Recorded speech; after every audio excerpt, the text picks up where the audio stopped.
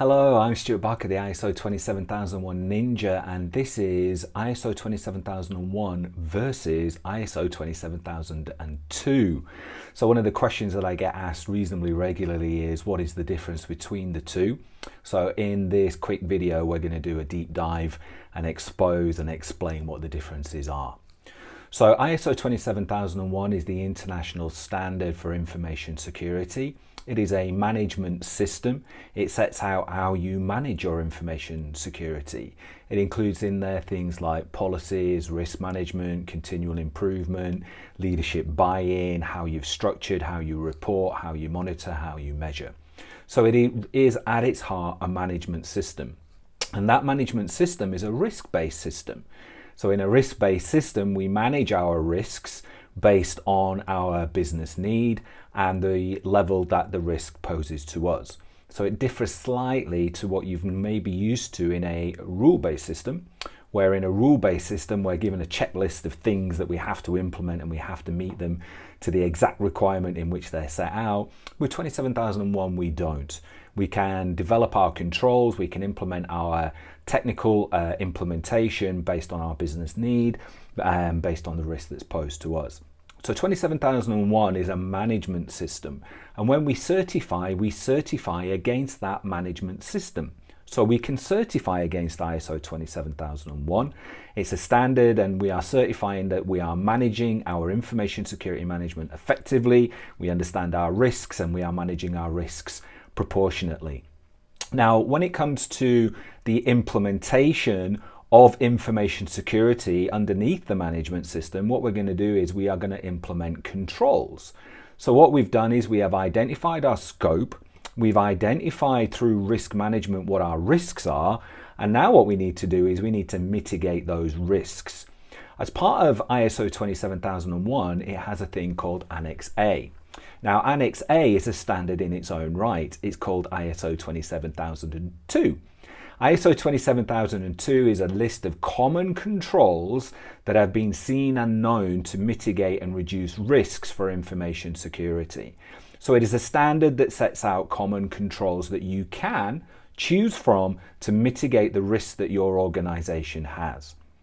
ISO 27002 is a standard that you cannot certify to. You can't certify to ISO 27002 as it is a list of controls. For those controls, it provides guidance. So that list of controls is not a checklist of must-haves. It is a list of controls that you should consider, and within those controls, the requirement of the control is provided to you as guidance. So the interpretation comes when the auditor comes to audit you of whether or not they believe that your interpretation of the guidance matches their interpretation of the guidance.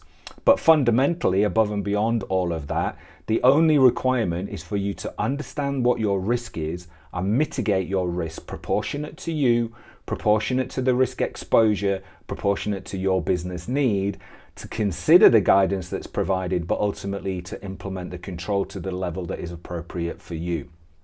So ISO 27001 is a management system. You can certify against ISO 27001. As part of risk management, it provides you a list of controls that you should consider, and those controls are referred to as ISO 27001 Annex A, which is interchangeable with its technical name, which is ISO 27002. Both versions of the standards have recently been updated and will be referred to as the 2022 version, so ISO 27001 2022 and ISO 27002 2022. So that is a high-level overview of the differences between ISO 27001 and ISO 27002. Should we take a little bit of a deeper dive? Yes, let's take a bit of a deeper dive. One of the things that people get wrong when it comes to the implementation of ISO 27001 is the belief that every single control within Annex A, ISO 27002, has to be implemented. Now, that is not true. What the guidance in the standard says is that you should consider the controls in 27001 as a minimum. And of course, if you have additional controls, then you should include those as well. So what we're going to do is we are going to assess our business requirements. We're going to assess our business needs. We're going to assess our risks and we are going to consider the controls in Annex A as to whether or not they mitigate the risk.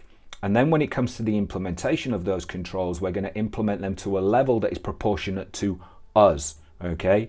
So when we see the audit, when we see people going for audit, that's where, you know, things can get a little bit tricky, because auditors will interpret the standard in slightly different ways. You know, I say regularly, play the auditor, not the standard. But the reality of the situation is however you implement that control, as long as you can justify it based on your business need and risk, is going to be absolutely fine for you. So that is the difference between ISO 27001 and ISO 27002. Be sure to subscribe to this channel if I've added any value to you whatsoever. Comment, like, share, and hopefully I will see you on the next one. I am Stuart Barker the ISO 27001 Ninja. Peace out.